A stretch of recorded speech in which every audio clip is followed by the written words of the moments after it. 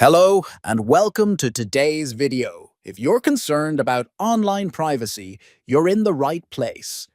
In this tutorial, I'll show you how to block hand tracking in the Brave browser, step by step. Brave gives you powerful privacy tools, and this setting helps prevent websites from tracking your physical movements. First, open the Brave browser on your computer.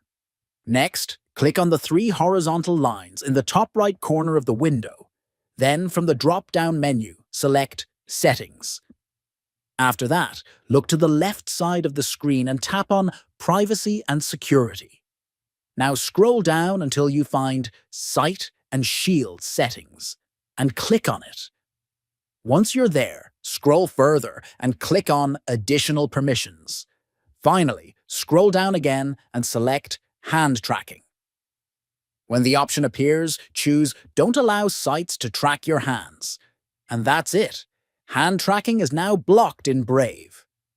By following these simple steps, you've added another layer of privacy to your browser.